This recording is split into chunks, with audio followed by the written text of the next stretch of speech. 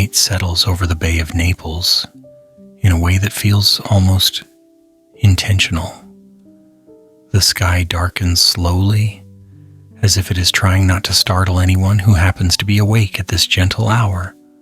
The last traces of daylight stretch across the rooftops in long, soft lines before quietly giving up and slipping away. Everything becomes calm. Even the breeze seems to move with extra care, like someone tiptoeing across a room to avoid waking a sleeping cat. As you walk through this quiet landscape, you feel the world slowing itself for your benefit. The stones beneath your feet hold a faint warmth from the day, but they no longer argue with you like they did at noon. They simply allow you to pass, as if they appreciate your effort to walk softly. The distant sound of water moving against the shore drifts into the air, and then fades before it becomes too interesting. This place understands the art of subtlety. Somewhere beneath this modern quiet lies the older quiet of Pompeii.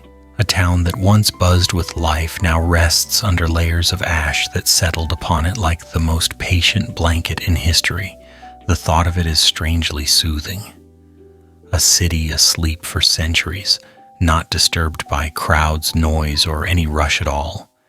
If cities could dream, Pompeii would be dreaming about ordinary mornings and warm bread and people trying to decide whether to work or nap. You keep walking, and the night deepens around you. A few windows glow faintly, but most have surrendered to sleep. The air carries a soft chill that feels polite rather than cold. It nudges you just enough to remind you that you are sharing this hour with something ancient, not dramatic, not frightening, just old in a comforting way, like a grandfather clock that ticks slowly in the background of a quiet room. As the path leads you closer to where Pompeii once stood, you begin to sense a presence that is not quite sound and not quite memory. It is the feeling of a place waiting to be noticed. The ground holds stories, but it does not rush to tell them. It prefers that you arrive gently, with the kind of curiosity that whispers instead of demands. Tonight we step into that still world as softly as possible. No heavy footsteps, no urgent questions.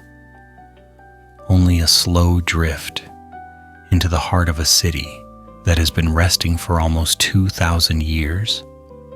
A city that continues to breathe in its own quiet way under the calm and patient ash of time. Before the ash ever drifted down from the sky, Pompeii lived with a softness that felt almost cinematic. Not the dramatic kind of cinematic, though. More like the opening scene of a calm morning film, where nothing explodes and no one runs. A small port town that stretched out beside the Bay of Naples, with a confidence that whispered, "We are doing just fine, thank you." People woke slowly, streets warmed slowly. Even the sunlight seemed to take its time, as if it had nowhere urgent to be. Imagine stepping out onto the basalt street just as the first glow of morning appears. The stones still hold a little coolness from the night, and they give a faint, smooth click each time you take a step. The sound is strangely comforting. It is the kind of sound that could easily be packaged as a relaxation track for people who enjoy the idea of slow, ancient walking.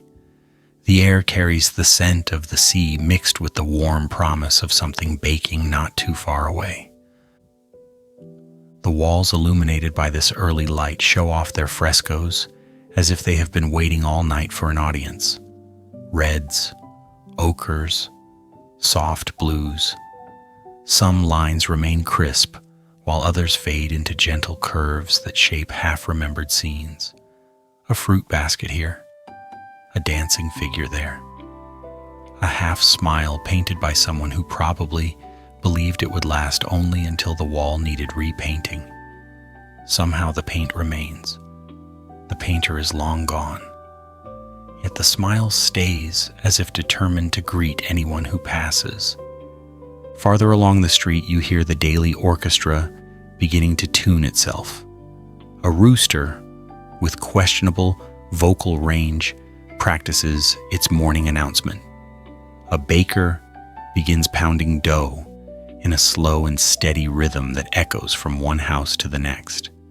A wooden cart rolls by with wheels that seem to enjoy creating a soft rumble.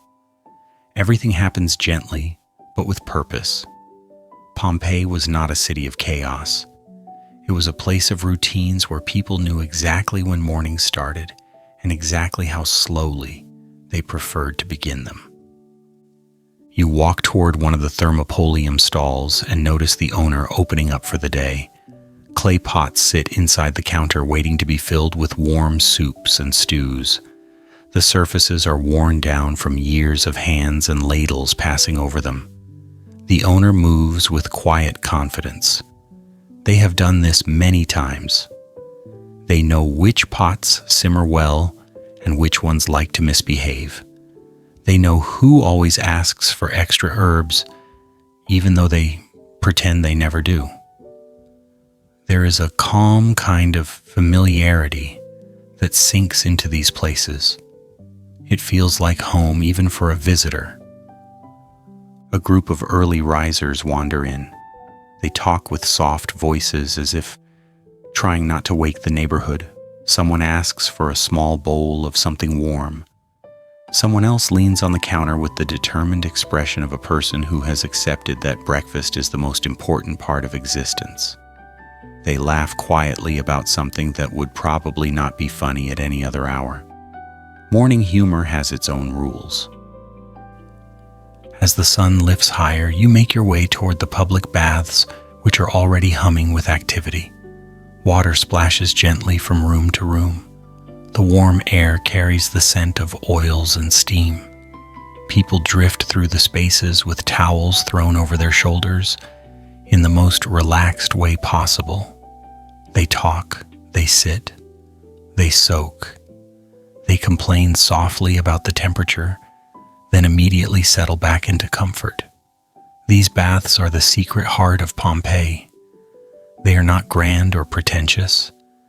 They are simply a place where people let their minds slow down to the speed of warm water. Outside in the forum, the town stretches fully awake. The marketplace flickers with movement. Merchants lift baskets of olives and fish and fruit, arranging them with the seriousness of someone positioning precious jewels. Even though the goods are simple, they treat them with respect. A bowl of figs is not just food, it is pride. A crate of fresh caught fish is not just produce, it is proof that the sea was generous that morning. People stroll across the open space. Some walk with intention, others drift as if carried by the breeze. A pair of children chase each other across the stones, leaving behind little explosions of laughter that bounce off the colonnades. A dog trots through the forum with the confident expression of someone who believes they are in charge. No one corrects this assumption. The dog might actually be in charge. As you continue down the busy streets, you notice something else. Pompeii has a very specific tempo. Nothing snaps, nothing jolts. Even disagreements sound calm. A merchant gestures mildly. A customer shrugs politely. They resolve the issue with an ease that suggests they will repeat the same discussion tomorrow and the day after, and they are fine with that. This is a town that understands repetition is not boring. Repetition is comfort. Turning a quieter corner, you see workshops opening their shutters. A potter kneels at his wheel, shaping clay into a bowl that leans a little to one side but carries undeniable charm. A seamstress rolls out fabric on a wooden table, smoothing every wrinkle as if she is soothing a restless child. A man carving a small box mutters at the wood, but his expression holds affection, not frustration. Work here does not fight back. It simply takes time. time that Pompeii is prepared to give. As the morning rounds out, you reach the edge of town where houses look a little larger but maintain the same inviting calm. Sunlight spills into open courtyards and touches mosaic floors in patterns that shimmer quietly. A small fountain trickles water with a rhythm that could easily put someone to sleep if they stared at it too long. Even the plants in these homes look relaxed. Leaves drift slightly toward the light like they are stretching after a long nap. Everything in Pompeii before the ash feels grounded, honest, soft around the edges. People live in gentle routines. They buy bread. They chat with neighbors. They drop fruit and pretend it did not happen. They wave to children. They fix small things.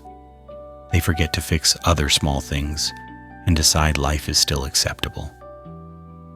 The town holds all of these moments the same way the morning air holds sunlight. Lightly, patiently, without effort. Pompeii in its ordinary days is a reminder that even ancient cities enjoyed slow mornings filled with nothing extraordinary. And perhaps that is exactly why the memory of it feels so warm. Life did not need to be grand. It just needed to be lived. And in this quiet hour before history interrupted, the town breathed in a way that feels very close to the peaceful inhale you take before drifting gently into sleep. If you took a slow and sleepy walk through Pompeii on an ordinary day long before any ash touched the rooftops, you would discover a town that felt relaxed in the most comforting way. Not too busy, not too empty, just pleasantly human. The kind of place where you could wander without any plan and it would still feel like the right thing to do. The streets themselves encouraged that kind of mood. They were made of smooth, dark stones shaped by countless sandals and wooden cartwheels. Every step made a gentle clicking sound. Nothing loud, nothing sharp. Just a steady rhythm that could convince even a restless mind to soften a little. Along both sides of the road stood the houses. Their outside walls looked modest at first glance, but the real charm waited inside. Whenever a doorway happened to be open, you could glimpse the warm heart of a Roman home. Sunlight slipped through the opening in the ceiling and landed on the small indoor pool. The water caught the light and sent it dancing across the walls. It felt as if the house itself was stretching after a long night. Romans probably thought of it as simple architecture, but from a slow walker's view, it looked a bit like peaceful magic. Not far ahead, the smell of warm bread drifted out from a bakery. That smell was the loyal friend of every street in Pompeii. It wrapped itself around you and whispered soft suggestions such as, "You are hungry even if you just ate." Inside the bakery, the ovens glowed quietly. The bakers moved slowly in the warm light, shaping dough with calm hands. There was something relaxing about watching people repeat a task they knew by heart. The rhythm of shaping and sliding dough into the oven made the place feel like a warm cocoon. The walls near the bakery carried bits of graffiti. These small messages were not refined or planned. They were simply pieces of life. Someone wrote their name. Someone else tried to be funny. Someone probably complained about something small. It was the ancient version of writing on a bathroom stall, except more charming and a lot more honest. You could read the thoughts of people who lived centuries ago and think these people would have gotten along just fine with modern folks. A little farther down the street, the city opened into tiny pockets of activity. A shopkeeper swept his doorway with long, patient strokes. He looked less interested in achieving perfect cleanliness and more interested in enjoying the rhythm. Children darted through the square, laughing in short, bright bursts like small sparks from a fire. A woman carried a jug of water from the nearest fountain while trying not to spill a single drop. Roman jugs were sturdy, but they did not make life easier. The fountains themselves were an underrated treasure. Water flowed from them in a steady stream, creating a soft, bubbling sound that could calm even someone who had too much on their mind. People filled their jars or splashed their faces. Others paused just to listen. The water never hurried. It behaved like a friend who always shows up on time but never makes a dramatic entrance. Turning a corner, you might find several workshops. A potter sat at his wheel shaping clay into bowls. The bowls sometimes leaned slightly to the left or right, which only made them more charming. A cloth merchant arranged stacks of fabric with the intensity of someone trying to achieve inner peace through folding. A metal worker tapped bronze with small, deliberate taps that echoed lightly in the warm air. None of them seemed in a rush. The day was long. Work would get done. There was no point forcing anything. More homes waited on the quieter streets. A half-open door revealed a simple wooden table with pottery arranged neatly on top. Another house had a couch placed perfectly under a window, where the afternoon light always landed. Somewhere a painter had left a small jar of pigment next to an unfinished design. These glimpses made the town feel personal, real, lived in. You could sense the comfort people built into their daily routines even without meaning to. As you wandered toward the market, the air filled with soft sounds. Fruit sellers greeted neighbors with voices that barely rose above a murmur.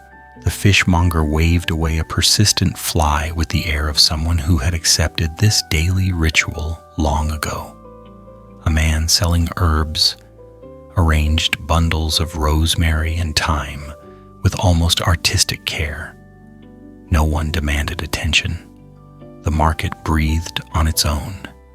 Every corner revealed another piece of life that felt strangely familiar. Someone waited for a loaf of bread. Someone tried to decide between two pieces of pottery that looked exactly the same but somehow felt different. A group of teenagers leaned against a wall, talking in the universal tone of teenagers from every era. If time had not moved forward, this scene could have belonged to many different centuries. As the walk continued, the charm of Pompeii grew softer rather than brighter. The town did not try to impress anyone. It simply existed with a kind of quiet confidence. People here lived in a world that felt steady. They worked, they rested, they joked, they bought small things from shops, they cooked meals, they gossiped, they forgot to sweep corners of their floors, they doodled on walls, they complained about prices at the market. They did everything that makes life feel ordinary and comforting. When you finally reached the end of your slow walk, the feeling stayed with you. Pompeii before the ash was not extraordinary because it was ancient. It was extraordinary because it was normal in the most endearing way. A town with a gentle heartbeat. A place where days unfolded softly. A place that still whispers its quiet stories to anyone who listens slowly enough. If you ever wandered into Pompeii on a quiet morning and let your feet take you wherever they wanted, they would eventually guide you toward a place that does not try to impress you, yet somehow succeeds immediately. The house of the Faun waits at the edge of a long street, resting in the soft Roman light like someone reclining on a couch after a satisfying meal. It is not loud, it is not flashy. It simply exists with the confidence of a place that knows exactly who it is. And who it is happens to be one of the grandest homes in Pompeii, quietly pretending it is just another residence on the block. The moment you step through its entrance, the world outside softens. The gentle hum of the street fades until all that remains is the calm echo of your own footsteps. The air feels cooler here, as if the house has its own climate system, created by centuries of thick walls and elegant shadows. Sunlight filters through the open roofs in long, peaceful beams that land on the mosaic floors with the precision of a sleepy cat choosing the warmest patch on a carpet. Everything in this house understands the art of stillness. You walk across the threshold and come face to face with the famous mosaic that gives the house its name. The tiny tiles shimmer in the light and create the image of a playful faun, frozen in a moment of joy. The figure looks like it has been dancing for centuries and is delighted that you finally showed up to watch. You can almost imagine the craftsman who placed each tile carefully, probably while muttering quietly about the number of tiny squares required for a single foot. Yet the result is a picture so full of movement, it feels alive in a strangely delicate way. Past the entrance, the house opens into an atrium where sunlight spills across the stone like water. The pool in the middle holds a thin mirror of the sky and the faint reflection of the surrounding walls. If you stand still enough, you can hear a faint drip of water falling from the edge of the roof into the basin. It is the perfect sound for relaxation. If ancient Romans had sleep playlists, this drip would probably be track 1. The columns surrounding the atrium rise gently upward, with a grace that suggests they have spent centuries practicing their posture. Their shadows stretch across the ground in soft lines that move with the sun. The floor under your feet is an entire world of mosaic patterns, geometric shapes, curved designs, scenes so detailed they could pass for paintings if you were not standing close enough to see the thousands of tiny pieces that create them. Your eyes follow the patterns the way a tired mind follows the slow drift of waves. Everything here encourages you to slow down. As you wander deeper into the house, the rooms reveal themselves one by one. Some are large, with ceilings high enough to make your thoughts echo a little. Others are small and intimate, with frescoed walls painted in colors that seem to glow even after all these years. The reds are warm. The blues have softened but still hold their quiet dignity. The decorative borders curl into shapes that look like vines, flowers, or creatures that lived only in the imagination of a very patient Roman artist. One room leads you farther into the heart of the domus, and suddenly you find yourself standing before the most famous mosaic in all of Pompeii. The Alexander mosaic stretches across the floor like a frozen battle scene painted with tiny bits of stone. Warriors clash, horses rear, shields shine faintly in the light. But there is no sound, no chaos, only stillness.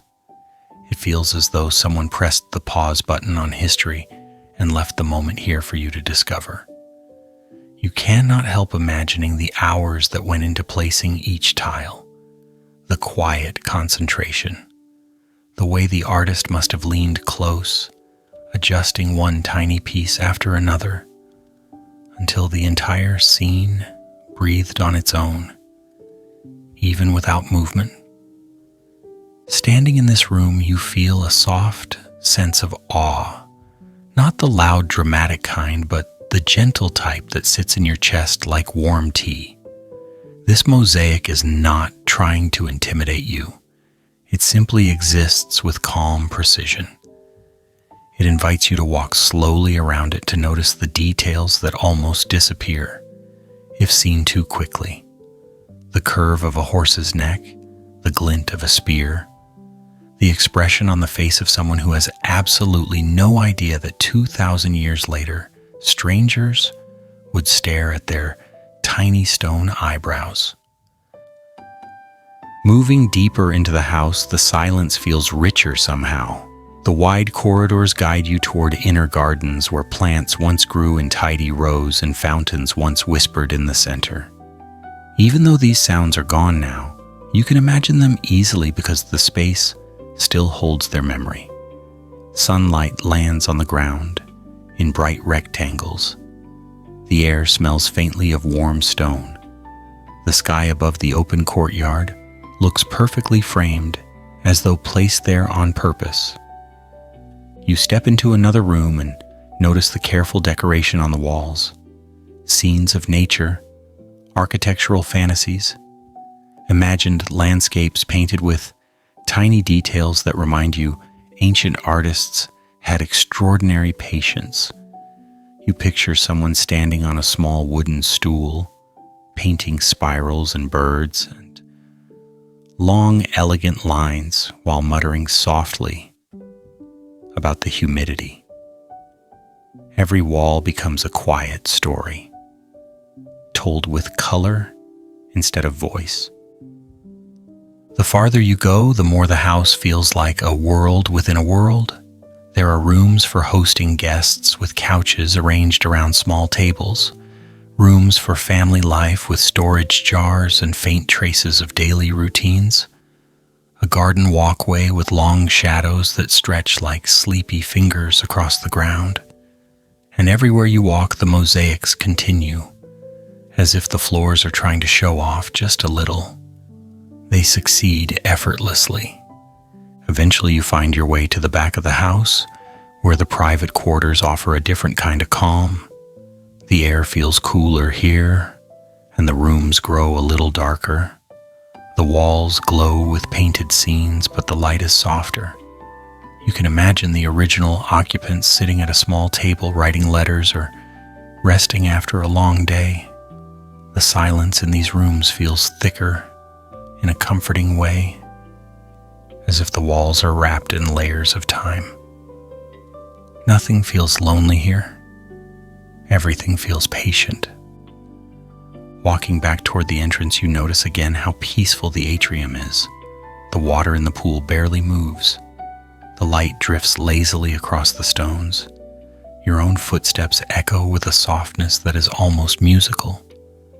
You realize that the house has a personality, calm, elegant, thoughtful. It is the kind of place that whispers instead of speaks. A place that understands beauty does not need noise to be felt. As you step outside, the quiet of the house follows you like a gentle companion.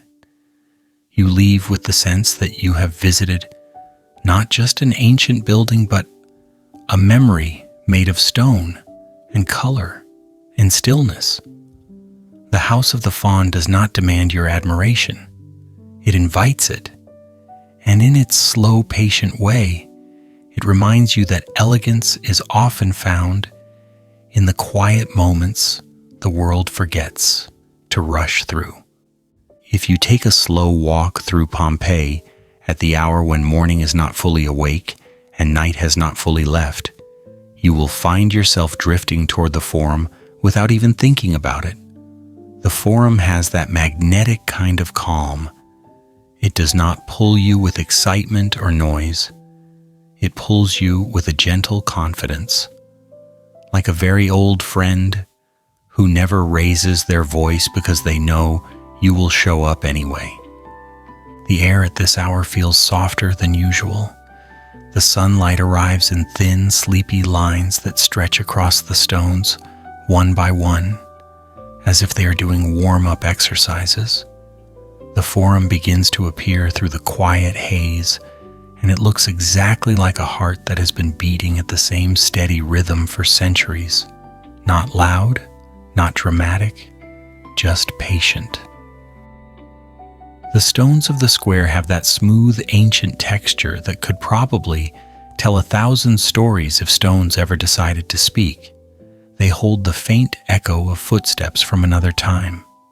You can almost feel them humming under your feet in a slow content way. They have seen many mornings like this, and they are in no rush for the next. As you step further in, You notice the outlines of the buildings that frame the forum. There is the tall silhouette of the basilica, resting at the edge like a calm guardian. Its columns rise into the morning light with the elegance of someone who perfected their posture centuries ago. They cast long, gentle shadows that cross the ground in lines soft enough to make even a tired mind feel at peace. The building looks serious at first, but if you stare long enough, it begins to feel comforting in its stillness. Serious but kind. Closer to the center, the Macellum waits with its quiet confidence. This old market feels like a place that has handled more early mornings than anyone alive today. The stalls are empty at first, but slowly they begin to stir. A merchant arrives carrying baskets that look far heavier than he will ever admit. He sets them down with a sound that blends perfectly into the slow rhythm of the square. Then he begins arranging fish and fruit with the intense focus of someone preparing a great feast, even though it is simply another ordinary morning. Another merchant appears. She brings jars filled with spices. The air around her picks up a faint warmth as she opens the lids and checks her goods. She does everything gently, no sudden moves. She hums a little tune, but it is so soft it almost disappears. For her, this is not work. This is morning ritual. A stray dog wanders through the forum with the confidence of a respected citizen. It walks in a straight line for 3 steps, then gets distracted by a small piece of nothing and investigates it with dedication.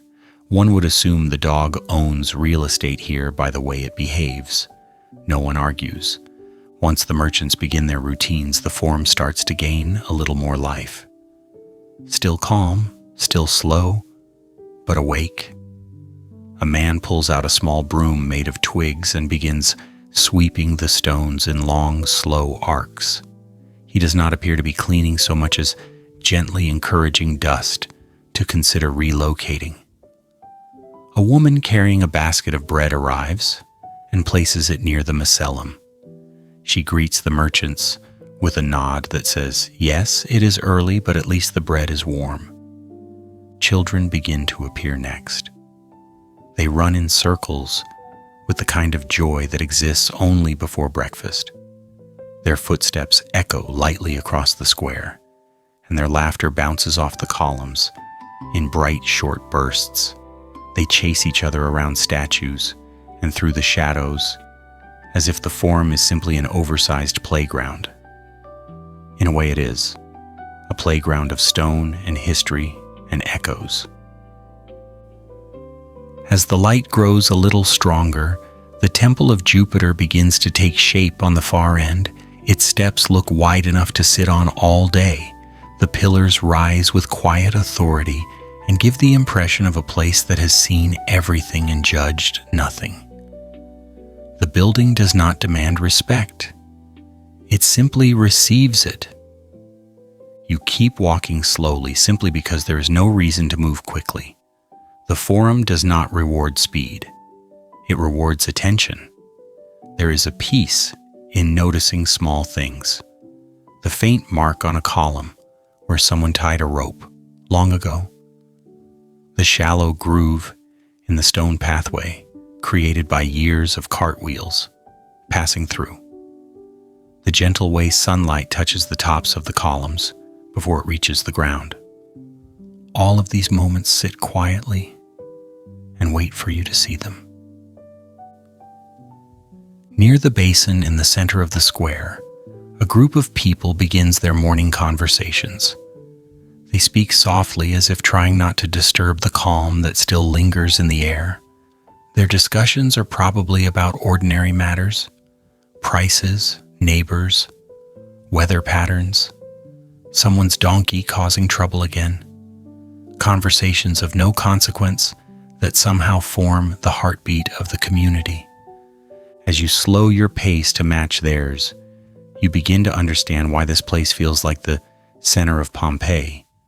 The forum is not simply a square. It is a space where lives intertwine, where merchants greet each other without thinking, where children chase shadows, where dogs make important decisions about which direction to wander next, where sunlight plays gently on stone. This is the rhythm that holds the city together. The columns that surround the square stand tall and steady as the morning continues. You realize they probably saw countless people make countless choices across countless days. Yet they remain silent witnesses, offering shade and structure and a quiet kind of company. There is something profoundly soothing in that, a sense that the world can stand still, even while life continues to move around it. Walking farther, you notice a bench made of stone, worn smooth by centuries of sitting. You take a moment to rest. The stone is cool at first, then warms slightly as you settle in. From here, the forum looks like a grand open room with no ceiling. The sky stretches above like a soft blue canopy, and the breeze moves through the space with the gentle personality of someone passing through a familiar place. Nothing dramatic, nothing urgent. Merchants call softly to early customers. A cart rolls by with wheels that squeak politely. Someone drops a piece of fruit, then picks it up quickly while looking around to see if anyone noticed. Someone did notice but pretended not to. The dog from earlier walks by again, clearly still contemplating the meaning of the small piece of nothing it found earlier.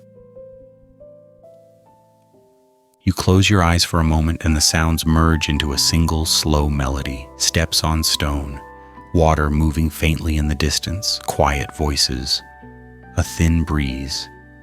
It feels timeless and easy, as if the forum has practiced this peaceful rhythm for so long it can keep it going without effort. When you open your eyes again, the sunlight has brightened the square completely. The forum feels fully awake now, but still calm, still steady, still the quiet heart of a city that once moved with a gentle grace. You stand up and continue your walk, knowing that this place has already given you something valuable, a reminder that life can thrive without rushing, a reminder that mornings can unfold gently, a reminder that even the center of a busy town can choose to breathe at a slower pace. And as you step away from the forum, you carry that calm with you like a soft echo that follows every footstep. If you happened to be in the Bay of Naples on that quiet morning in the year 79, you would probably have thought the day would continue just as peacefully as it started. The water had its usual gentle sway. The breeze behaved politely, and the sky looked like it had absolutely no intention of doing anything dramatic. Pliny the Younger, a thoughtful teenager with a love for reading and observing the world, surely felt the same calm. He was staying with his uncle near the coast, enjoying what he assumed would be another ordinary day filled with books, snacks, and the kind of quiet pondering that makes you forget time exists. But as happens in life, the sky had other plans. It did not announce them loudly. At first, it did not even look suspicious. Just a distant column of something rising far beyond the horizon. Young Pliny squinted toward it, trying to decide whether it was smoke, fog, or possibly an unusually tall cloud that had decided to show off.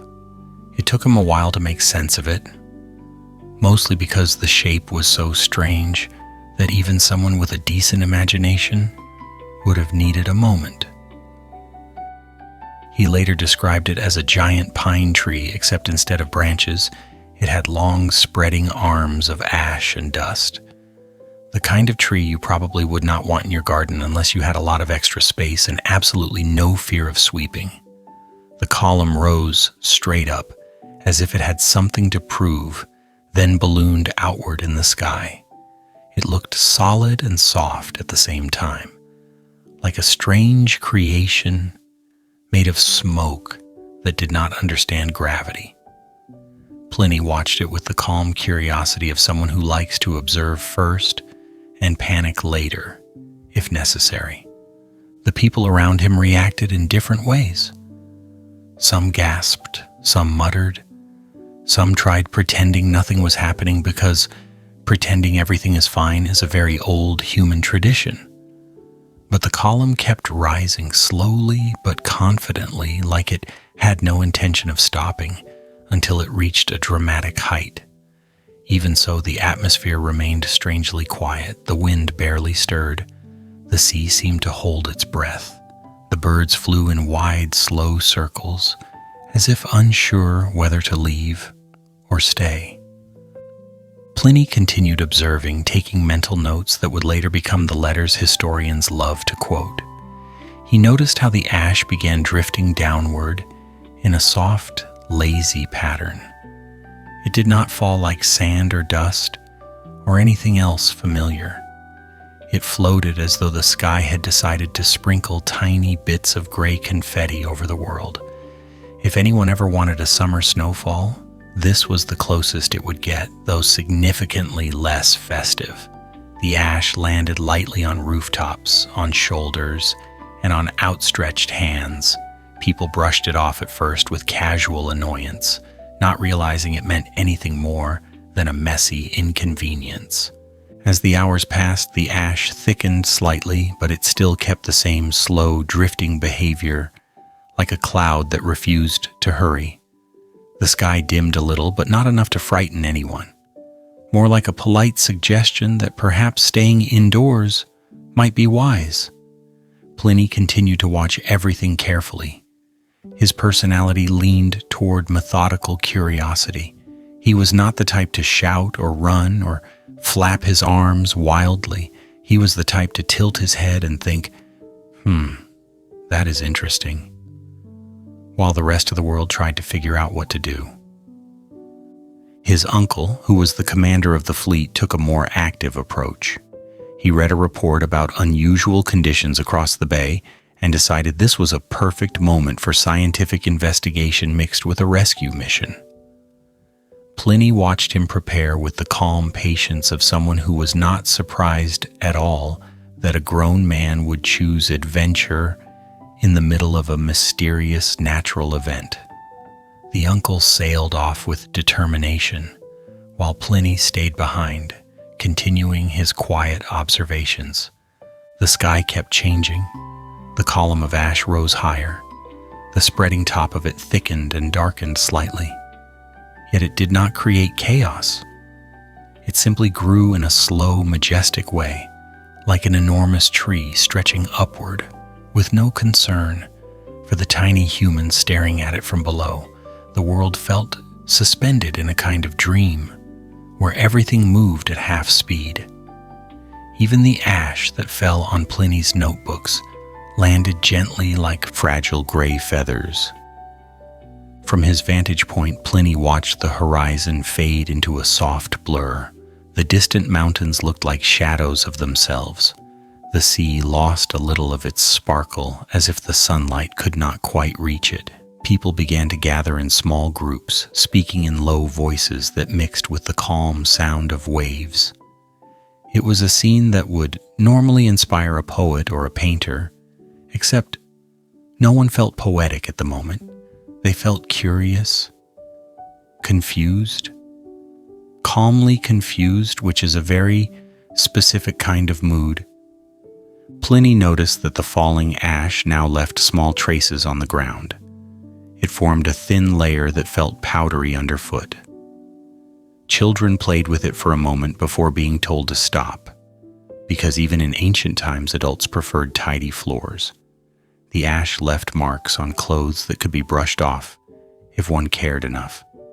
It added a faint gray tint to the landscape, as if someone had lowered the saturation on the entire world.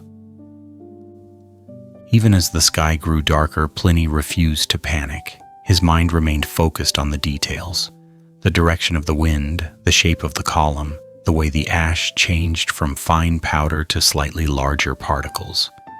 He was not alarmed. He was fascinated. He knew he was witnessing something rare, something that nature did not show often.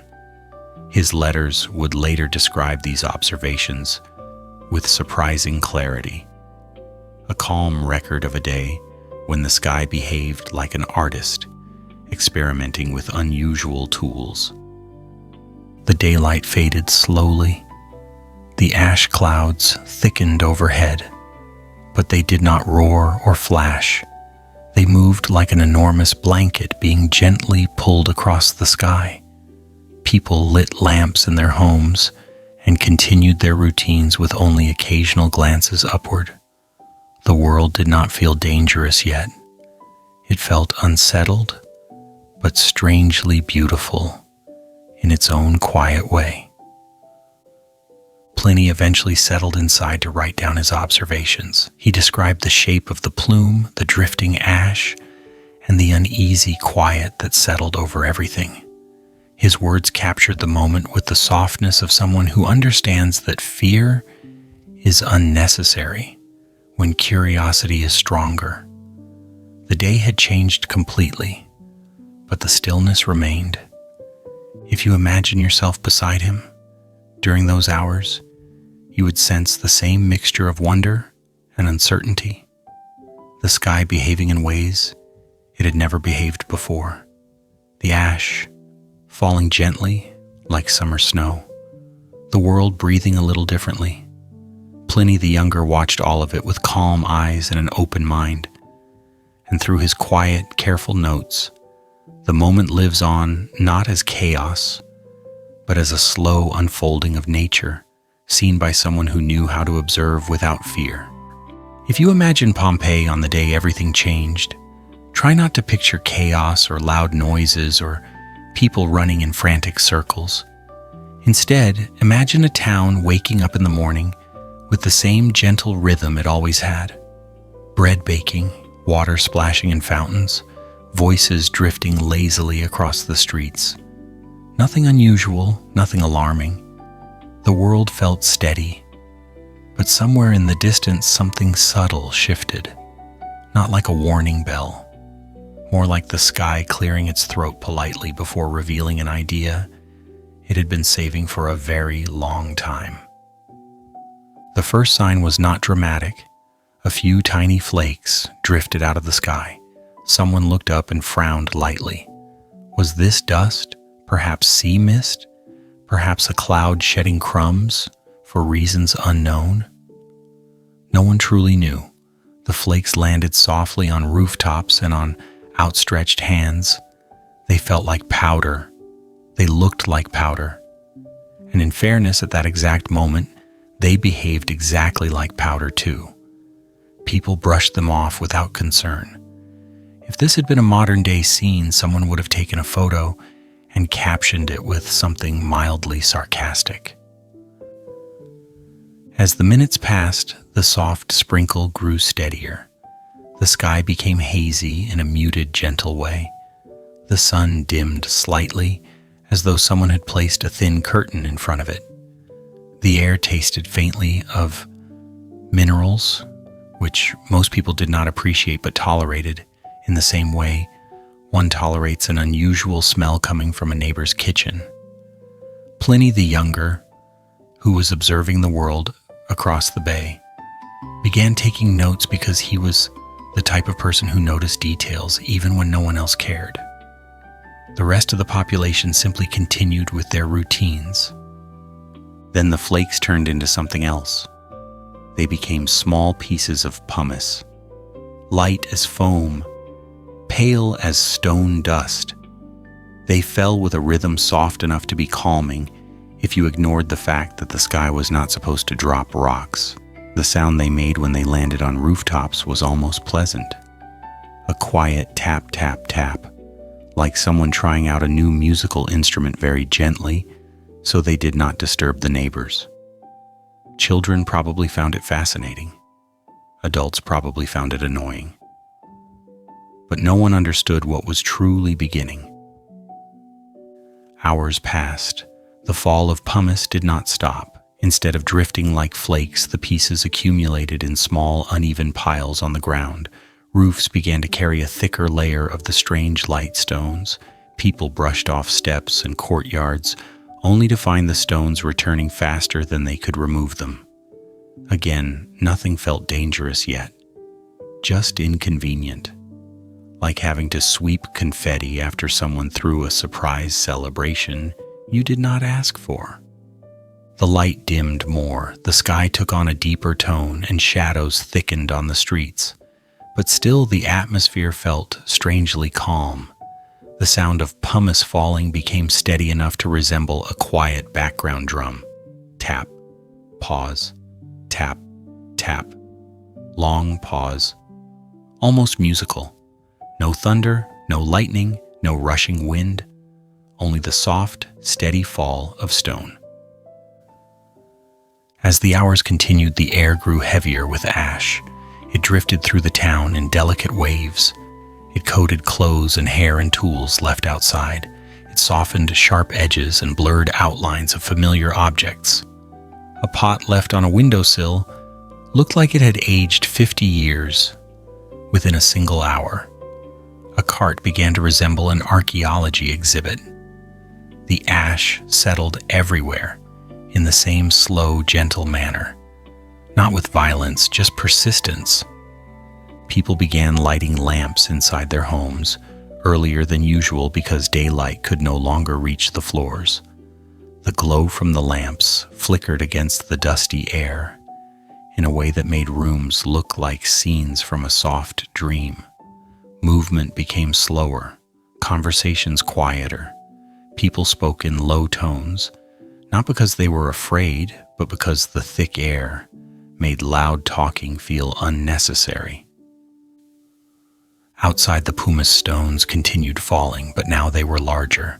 Some bounced off roofs with a hollow thump. Others rolled along the ground like small, awkward pebbles trying to find a place to settle. The sound was still not frightening, more like a mildly clumsy percussion section playing without supervision. Roof tiles began to creak under the growing weight.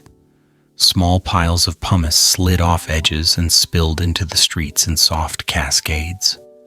People occasionally stepped outside to sweep the stones away from their doorways, but the piles returned almost instantly. A few residents gave up entirely and decided the stones could win this round. After all, there would be time to clean later. Hours slipped by in this slow, strange rhythm. The ash thickened, the air darkened, the sky lowered itself until it felt close enough to touch. Interior rooms glowed with lamplight while exterior walls grew muted under layers of gray. Voices became muffled. Footsteps became softer. It was as though the town was being gently wrapped in layers of fabric, one after another. Eventually, the darkness became full, not abrupt, just a gradual sinking into a deeper shade until the streets looked more like late evening than daytime. Lamps and torches flickered in the open doorways. The glow reflected off the ash in a soft, shimmering pattern like tiny stars, drifting downward instead of upward. The town moved slowly as if caught in a dream where everything felt familiar but slightly altered. Even then, there was no rushing, no running, no panic in the streets, only a quiet sense of confusion wrapped in patience. People listened to the fall of pumice stones, as though the sky were offering a long, unplanned lullaby in an odd volcanic style. No one fully understood what was happening. They simply moved through the hours, one moment at a time. Inside the homes, the sounds of ash and stone against the roofs created an unusual soundtrack, gentle, repetitive, a little strange, but undeniably rhythmic. Some families stayed close together listening to the shifting sounds. Others sat quietly eating their evening meals, even though it looked like night had arrived several hours early. As the 18 hours continued, the ash thickened to the point where it felt like walking through a pale, drifting fog. The pumice stones piled higher against walls and doorways. Lamps burned more steadily as people tried to maintain some sense of normalcy. The town was not panicked. It was simply adjusting in real time to a sky that had decided to rewrite the rules without asking permission. Toward the final hours of this long, strange period, the world grew unbelievably dark, the kind of darkness that makes shadows disappear completely. The lamps glowed like tiny islands of gold in an endless ocean of gray air. The sound outside shifted from taps to something heavier as larger pieces began falling at slower intervals. Still, nothing felt explosive. It felt oppressive and heavy, but quiet. Always quiet. By the time the 18 hours reached their end, the town had transformed completely. Streets were buried in layers of pumice. Roofs sagged under weight. Doorways half disappeared behind pale mounds. But the change had come so gradually that it felt less like a disaster and more like someone had been slowly lowering a curtain on the world. This soft reconstruction reveals something very different from the dramatic imagination many people have. Pompeii did not collapse in a single loud moment. It sank into quiet shadow step by step, ash by ash, stone by stone, all while the town moved with human slowness through the longest day it had ever known, a day that drifted toward night, not with violence, but with a heavy calm that settled over everything, like a final patient breath. If you imagine Pompeii during its final hours before it slipped quietly out of the living world, you might expect noise or confusion or some dramatic scene worthy of a painting. But the truth is surprisingly softer. What happened felt more like a slow drifting into sleep than a sudden ending. A town that had woken up that morning expecting an ordinary day simply found itself wrapped in something it did not entirely understand. Layer by layer, the world around it changed until the familiar shapes faded into a gentle gray haze. By the time the last hours arrived, the air had already grown thick. Not thick in a frightening way, more like the way fog settles over a field early in the morning while the world waits for the sun. Except here the fog did not lift, it deepened. The ash drifting down from the sky no longer danced lightly as it had earlier. It floated with purpose now, slow, steady, almost graceful. If someone had watched it without context, they might have mistaken it for an unusual but calming weather event. The streets were coated in soft, pale layers that cushioned footsteps. Every movement made a faint whisper in the ash. Houses stood with their roofs burdened by the growing weight, but still holding their shape with quiet dignity. Doorways half disappeared as the ash gently pressed itself into the frames. The entire town looked as though someone had sprinkled flour over a miniature model of a city, except the flour was warm and carried the faint scent of minerals. People inside their homes felt the darkness settle deeper. Lamps flickered with golden warmth, but the glow reached only a short distance before dissolving into the surrounding haze. Rooms felt smaller, air felt slower. Conversations became whispers, not because fear demanded it, but because the heavy quiet encouraged it. The atmosphere had the strange softness of a late evening when everyone is tired but trying to stay awake a little longer. Outside, the ash fell in a thicker stream. Not loud, not sharp, just persistent. The sound of it settling on rooftops resembled the steady pattering of gentle rain, except without the coolness or the sparkle. Some pieces slipped from slopes and cascaded down the walls in soft, rolling waves that left faint ripples in their wake, Window ledges became shelves for tiny heaps of pale dust. Gardens disappeared under a blanket so complete it seemed almost intentional. The town moved through all of this at a human pace, slowly, curiously, with the small adjustments that people make when the world changes in unexpected ways. Someone tried to open a door and found it a little heavier than usual. Someone else shook ash from a table only to watch it return moments later in an even finer layer. A cart sat half buried in a courtyard, looking as though it had been waiting there for decades, even though morning had been bright and clear just hours earlier. As the ash continued to fall, the world grew increasingly muted. Sounds faded first, then colors. The deep reds of frescoes turned softer. The greens of gardens disappeared entirely under the pale drift. Even the sky lost all trace of blue. It became a dome of soft gray that felt neither threatening nor friendly. Simply present, simply there. The boundary between earth and sky blurred until the two blended together in a quiet embrace. Inside one of the larger homes, mosaics glimmered faintly beneath a layer of powder. The image of a proud warrior now had a subtle shimmer that made him look as though he were fading gently into a dream. In another room, a bowl left on a shelf gathered an even coating of ash that smoothed over its lines and made it look like a sculpture carved from muted stone. Time seemed to slow inside these rooms. Every object appeared suspended halfway between presence and memory. In the streets, the final layer continued its descent. It moved with the patient certainty of something that had all the time in the world. The ash drifted down like an enormous blanket woven from the sky itself. As it settled, it softened sharp edges.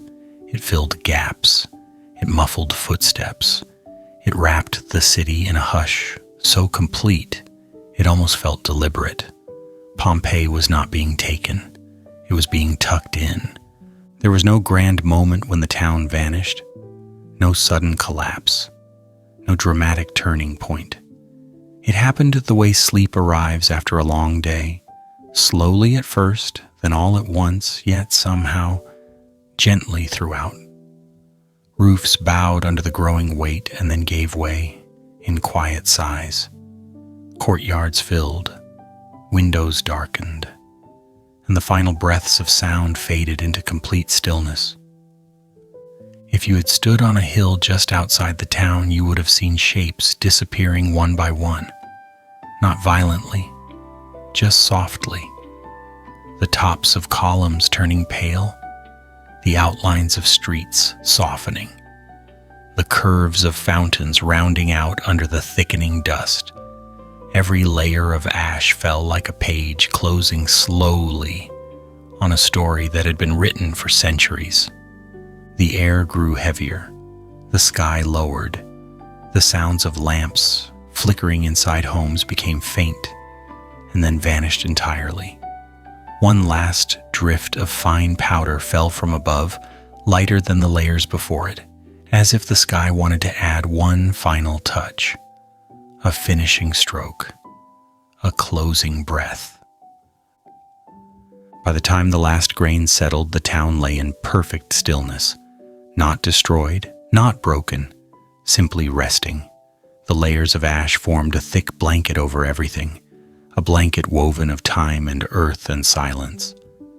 Under that blanket, Pompeii slipped into a sleep so deep that centuries passed without waking. And that is how the city became a memory, not through fire or thunder or violent collapse, but through a slow surrender to the quiet weight of ash, through a soft descent into a darkness that asked nothing except patience. Pompeii did not vanish. It rested. It curled behind the veil of time. It waited in its deep, silent sleep until the world above changed enough to find it again. In those final hours, The town did not scream or crumble. It simply drifted gently into history, a city falling asleep under a blanket of ash that would keep its final moments frozen for nearly 1,700 years. A sleep so profound, it preserved the whisper of life beneath it, waiting for the day the world would lift the blanket and let the city breathe again.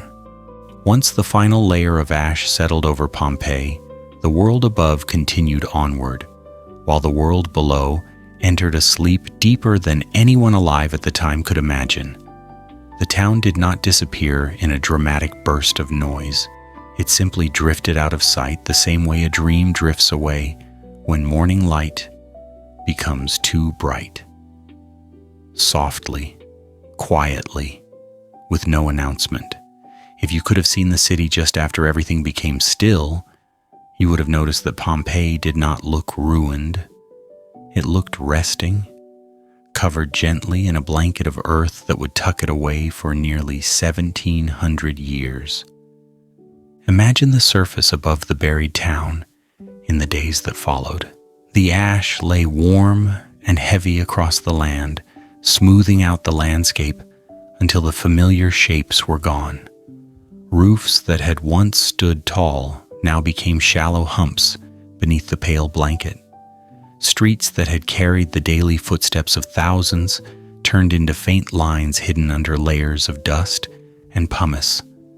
The wind brushed across the surface, carrying small clouds of gray into the air, as if the land were exhaling little reminders of what lay below.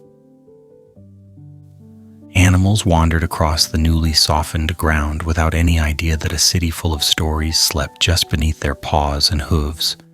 Grass began to grow faintly in places where the ash became thin enough to allow it. Rain settled into tiny hollows and pooled there until it sank deeper into the strange new earth. Little by little, nature claimed the surface with the quiet confidence of something that never hurries, yet always wins. Generations passed, and with them the memory of Pompeii faded. Not completely, just enough to become blurry. People who lived near the region spoke of ruins hidden somewhere in the earth. Farmers plowing their fields sometimes hit pieces of old stone or bits of tile that looked out of place. They shrugged and moved on, believing they had stumbled upon leftover fragments from some forgotten time. Children made up stories about ancient towns swallowed by the earth. Grandparents whispered old tales that mixed fact with imagination. The name Pompeii drifted into the fog of history and settled there in silence. The centuries rolled forward. The world changed in ways the people of Pompeii could never have imagined. Empires rose and fell, new languages formed, new cities appeared. Great ships sailed across seas that Roman sailors had once feared. And all the while Pompeii remained exactly where it had been, sleeping, patient, preserved by the very thing that had ended its life above ground. Beneath the layers of ash, the silence was absolute. Walls that had echoed with voices now stood in perfect stillness. Tables sat with small objects still resting on them as if waiting for hands that would never return. Frescoes remained bright behind the protective cover, their colors safe from sun and rain. Even footprints in the dust of certain rooms stayed intact for centuries, protected by the thick blanket that held them in a gentle embrace. Time flowed all around the buried city but did not enter it. It lingered outside the ash, like a respectful visitor who did not wish to intrude. Above the ground, life continued. Fields were planted. Seasons turned. Travelers walked across the region unaware that they were passing over courtyards, over mosaics, over kitchens, over quiet, empty rooms that still held the shape of the lives once lived there. A farmer leading a mule may have unknowingly crossed directly above the forum. A shepherd may have rested his feet on a patch of land that once served as a market stall. The world above had its own rhythm, and Pompeii simply lay beneath it, breathing neither faster nor slower, just resting. As time went on, the old stories grew vague. Some people thought an ancient town had once stood in the area, but no one knew exactly where. Others believed the tales were exaggerations told by wandering storytellers who enjoyed adding dramatic flourishes. A few locals claimed the ground sometimes felt strange underfoot, as if it held something within it. But most did not pay much attention. Life comes with enough daily concerns without worrying about what might be sleeping under the soil. There is something strangely beautiful about the idea of a city waiting so long in perfect quiet. No footsteps echoed down its streets, no voices whispered behind its walls, and yet everything inside remained suspended in a moment that never advanced. A bowl left on a table stayed there for centuries. A lamp that had fallen to the floor remained exactly where it had landed. A garden that once held blooming plants remained frozen in shape, though the plants themselves had turned to dust long ago. Even the smallest details were preserved in silence. The city below became a time capsule without intending to be one. The ash that had fallen so softly during its final hours sealed it in a layer that protected almost everything. The cool darkness preserved colors, shapes, textures, and arrangements. It kept rooms arranged exactly as they had been. It protected everyday objects like cups and coins and rings. It sheltered murals from fading sunlight. It embraced everything with a sense of quiet that turned daily life into a story, waiting to be told later. Above the surface, centuries continued their march. New kingdoms claimed the land. Roads were built and rebuilt. Languages shifted. Wars were fought and forgotten. The world shaped itself into something unrecognizable to the people who had once lived in Pompeii. Yet beneath the layers of ash, none of that mattered. The city slept through every rise and fall of history. Sometimes during those long, silent centuries, an earthquake shook the region. The ground trembled. Stones shifted. A few cracks formed in the layers above. But the ash inside held firm, protecting what lay below. In a way, the earth seemed surprisingly gentle with the ancient town. Each disturbance was like someone shaking a snow globe. Everything inside moved slightly, but settled back into place, unchanged. If you could walk through the city during this immense span of quiet, you would feel as though you were visiting a dream. Hallways that once heard footsteps would echo your own. Courtyards would feel surprisingly open despite being buried. Rooms filled with the shadows of objects would seem both familiar and surreal. The silence would feel thick, almost warm, like a blanket around your thoughts. You would find yourself whispering simply because anything louder would feel out of place. And all the while, the world above continued unaware, until the day someone digging in the soil uncovered something unexpected. A piece of wall, a fragment of painting, a hint that the land was holding secrets beneath its surface. Curiosity followed, then investigation, then discovery. But that is a later chapter. For now, imagine Pompeii not as a tragedy, but as a city resting in the deepest sleep imaginable, a sleep so complete that time flowed around it like water running past a stone, a sleep that preserved it not out of intention, but through coincidence and patience, a sleep that allowed its final day to remain intact for nearly 2 millennia. Pompeii did not vanish. It waited. It settled into the earth with the calm acceptance of a tired traveler deciding to rest for a very long time. Silence became its companion. Stillness became its world. And for 17 centuries, that silence kept every detail safe from the rush of life above. A city lost, not through noise, but through quiet. A city remembered not through shouts, but through the stillness that followed. Pompeii became a memory resting under ash, waiting for the day when someone would lift the first handful of earth and realize an entire world had been sleeping below. For nearly 17 centuries, Pompeii rested under its soft, pale blanket of ash, dreaming quietly in its underground world while the surface above changed again and again. Seasons passed, empires shifted. People lived entire lives without ever knowing they were walking above a city completely intact beneath their feet. And then, one day, in the year 1748, a group of workers started digging in the warm Italian soil for reasons that had absolutely nothing to do with archaeology. They were not trying to uncover history. They were simply looking for stone they could reuse. Life often works like that.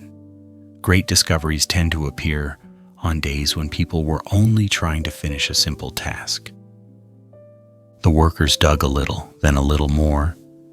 The earth felt different than expected, lighter in some places, firmer in others. Someone's shovel struck something solid, and the sound echoed strangely, like tapping on a forgotten door. At first, the workers assumed they had hit a rock. Then they hit another one and another. But the shapes were too straight, too deliberate, too carefully carved to belong to nature. One of the workers brushed the dirt away and frowned. The thing beneath the soil looked suspiciously like part of a wall. They kept digging with the energy of people who had just realized that there might be a bonus involved. Each stroke of the shovel brought up more of the old structure. Soon, small sections of fresco began to appear, faded but undeniably intentional. Reds, blacks, a few hints of blue. The workers stared at the fragments silently, because something about them felt important, in a way none of them could quite explain. The dust that clung to the paintings came off easily when brushed with a hand, revealing colors that looked far too bright to be from a forgotten ruin. It was as if the art had taken a long nap and woken up refreshed. Word spread. More people arrived. Someone declared that these must be the remains of an ancient building. Someone else agreed enthusiastically because agreeing felt like the safest option. Soon enough, officials were notified and scholars became curious. What had begun as a simple excavation for material turned into a slow unfolding of something extraordinary. As more of the earth was lifted away, Pompeii began to blink awake from its centuries of sleep. The ash that had once fallen softly from the sky now lifted like morning mist, revealing doorways, pillars, even pieces of furniture. The first archaeologists who arrived did not use this modern word to describe themselves. They were simply explorers who found themselves walking into a place where time had stopped in mid-breath. One can imagine the feeling of stepping into the narrow streets that had not seen sunlight for 1,700 years. The workers and scholars moved carefully, not out of fear, but out of awe. Every step stirred a small cloud of pale dust that drifted back down without hurry. The walls still held their frescoes in surprising clarity. Scenes of fruits, flowers, buildings, mythical creatures, and sometimes surprising bits of humor painted by artists who never expected their work to last beyond a generation. Yet there it was, glowing faintly under layers of protective ash. Someone brushed away more earth and uncovered a mosaic floor, Tiny pieces of stone arranged in careful patterns revealed themselves as though greeting visitors from the ancient world. The details were intricate. Shapes formed animals, plants, geometric designs. It felt as though the ground itself was offering a memory piece by piece. The people uncovering the floor paused to take in the sight, probably wondering whether they had stepped into a story instead of a town. As the work continued, they found objects exactly where the people of Pompeii had left them. Jars still sitting in kitchens, coins resting near doorways, metal tools on tables, a loaf of bread so perfectly preserved that it looked almost edible if one ignored the fact that it had been baked in the 1st century. The discovery was unsettling and beautiful at the same time. These items were not arranged for display. They simply existed in the places where life had placed them centuries earlier. Graffiti appeared on the walls with messages so human they could have been written by someone in a modern city. Jokes, complaints, names, small thoughts preserved by accident. The archaeologists reading them probably felt a strange connection to people they would never meet. The words traveled across centuries with the casual honesty of someone scribbling a note to themselves. The deeper they dug, the clearer the town became. Streets emerged, courtyards took shape, public buildings rose from the ash as if stretching after a long sleep. The forum slowly revealed its stones. The baths uncovered their warm, inviting structure. Even the bakeries looked as though they could resume their work if someone simply relit the ovens. The rediscovery of Pompeii was not like opening a ruin. It was like opening a time capsule that had never expected visitors. Imagine being one of the early explorers standing in front of a bright fresco that had not been touched by sunlight for centuries. Your lantern glows on the surface and the colors seem to respond. They flicker slightly, as if surprised by the sudden attention.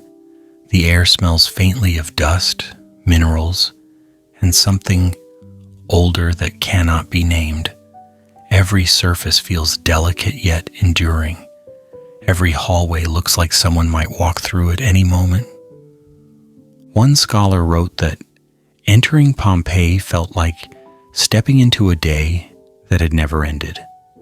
A day frozen at the moment when ash had covered the town, preserving every object exactly where it had been.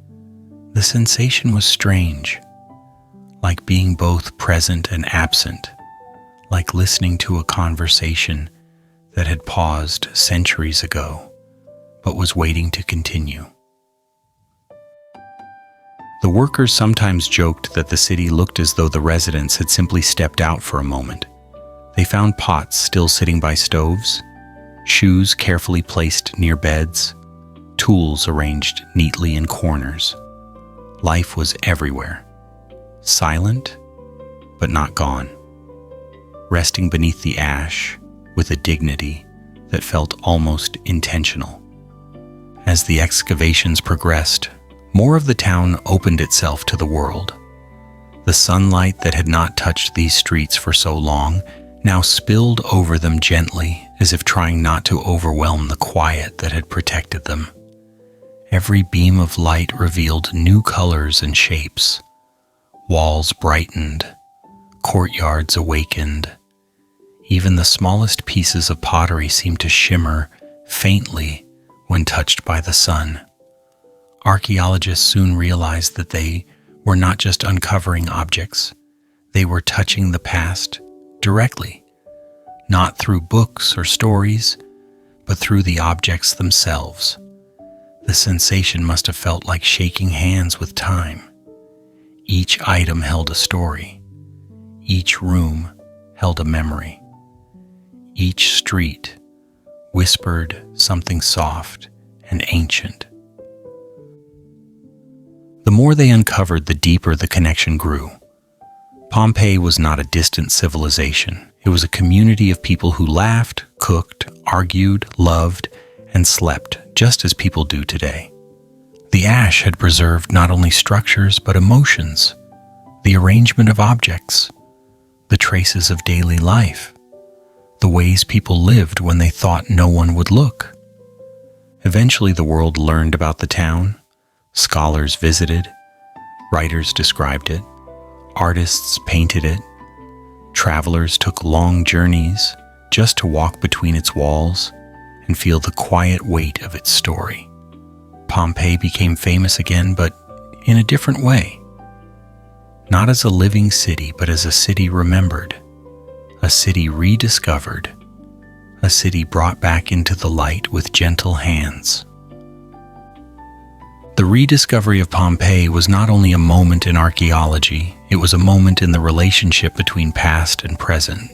When the first beam of sunlight touched the frescoes after 17 centuries, the town did not wake up in noise. It woke up in softness. It opened its quiet world to the people of the modern age, slowly and patiently, the same way it had fallen asleep. And even now, when you walk its streets, you can still feel the first breath of light returning. The walls glow faintly under the sun. The mosaics sparkle with quiet pride. The air carries the subtle scent of ancient stone. You sense the stories still resting in the ground. And somewhere deep within the silence of the old town, you can almost feel time itself, turning its head and whispering welcome back. When you walk through the silent streets of Pompeii, or even just imagine them from a comfortable chair far away, you begin to feel something unusual. It is not sadness exactly. It is not fear either. It is a strange kind of warmth. The kind of warmth that comes from realizing that the people who lived there left behind more than broken walls and mosaics. They left behind traces of their ordinary days, their small choices, their tiny joys, their quiet habits. And somehow, all of that still hums gently beneath the dust of time. Pompeii does not shout its lessons. It whispers them. It does not present grand speeches or complicated ideas. It simply stands there in its soft, quiet way and lets you notice things at your own pace. Walking through its remains feels like listening to a long, slow conversation with history. A conversation where the other person never raises their voice and never insists on being understood. They simply offer their presence and let you draw meaning from it. One of the first things Pompeii teaches is that every civilization, no matter how powerful or fragile, leaves a warmth behind. A warmth that lives in the places where real people once walked and laughed and cooked and complained about small things. This warmth is not dramatic. It does not glow brightly or demand attention. It sits quietly in corners waiting for someone to look closely. A painted fruit bowl on a wall, a worn step polished by countless feet, a shop counter perfectly placed for conversation. These objects feel alive even in their stillness because they carry the imprint of the everyday. There is something strangely comforting about this. It reminds us that history is not just battles, rulers, or grand events that make it into textbooks. History is also the tiny, unrecorded gestures. A loaf of bread rising in a warm oven, a handful of coins dropped into a pocket, a smile exchanged between neighbors near the fountain. These moments usually vanish without being written down, but Pompeii preserved them by accident. The ash fell slowly and locked everything in place, giving the world a rare gift, a glimpse into simple human life without the usual drama of legend. Another soft lesson from Pompeii is that nothing truly disappears. It only changes the place where it rests. The people of the town are gone, but their daily rhythm remains. The metal tools they used still sit quietly in their workshops. The pots they cooked with still occupy the same corners of the kitchen. Even the lines of carts etched into the stone streets still mark the paths of long-forgotten routes. Time did not erase these things. It simply tucked them away for a while under a pale blanket. This idea that nothing truly vanishes can be unexpectedly reassuring. The world moves fast. People worry about being forgotten or about moments that seem to slip away. But Pompeii offers a gentle reassurance that the small traces we leave behind carry more permanence than we think. It does not mean we must build monuments or create grand achievements. It simply means that our quiet presence in the world has a way of echoing beyond us even through the simplest things. Pompeii also whispers something about the way life continues regardless of change. The town rests under the sun today with a peaceful dignity. Visitors wander along its streets at a slow pace, absorbing the atmosphere. Birds perch on walls that once echoed with human voices. Grass grows between stones that once carried carts. Nature and time have made peace with the place. There is no tension, only quiet coexistence. It teaches us that the world adapts, that everything finds a resting point even after upheaval, that there is calm on the other side of change. This lesson feels especially soothing when the modern world feels too loud or rushed. Pompeii invites us to slow down, breathe, and notice the small, steady rhythms that exist even beneath layers of time. And then there is the final lesson, the softest one. Pompeii shows that even when life ends abruptly, it leaves behind beauty. Not the deliberate beauty of art created for applause, but the quiet beauty of lived moments. A bowl left on a table, a stray tile shimmering in the sun, a garden layout still visible, even though the plants are long gone. These remnants hint at the care people put into their homes, their foods, their gatherings. They remind us that the simple act of living creates meaning. This gentle reflection has a sense of humor too, if you listen closely. The graffiti on the walls shows us that ancient people joked about the same random things we do now.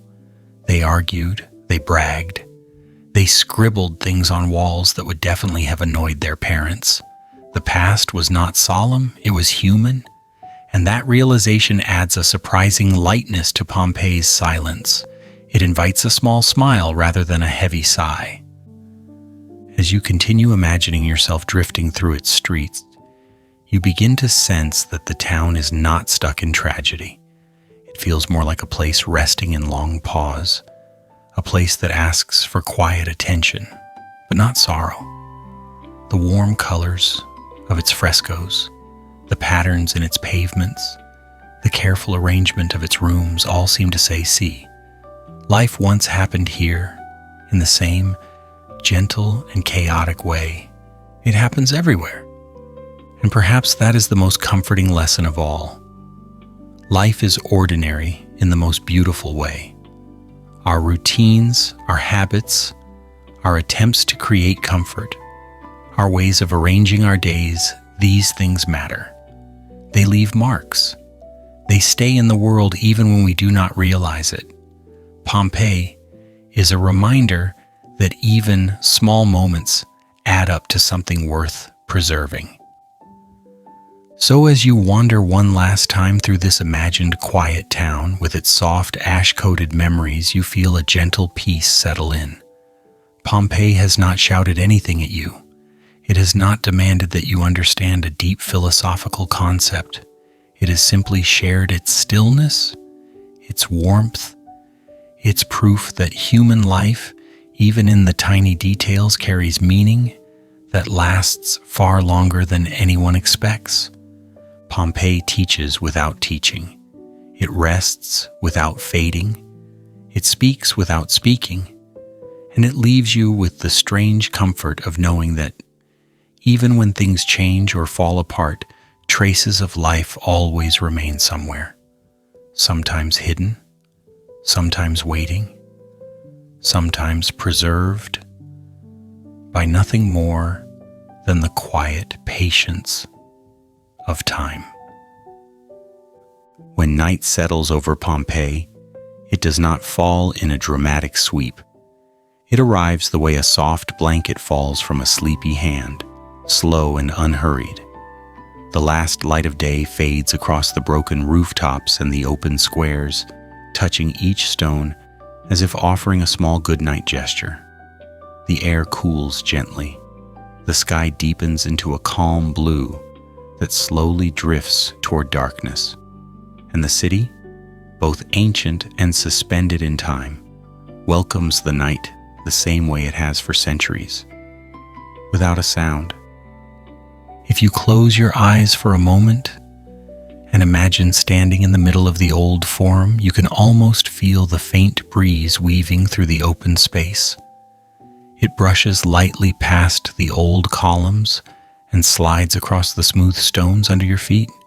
It carries no urgency, no message, just a quiet reminder that the world keeps moving even when a place seems frozen. The breeze is soft enough to make you unsure whether you truly felt it or only imagined it. The forum at night feels like a place between moments. The shadows stretch long and slow. The ground glows faintly as the last touch of daylight retreats. A few birds settle on the remains of the old temple, rustling just enough to let you know they are real. Everything else sits very still. The silence is not empty.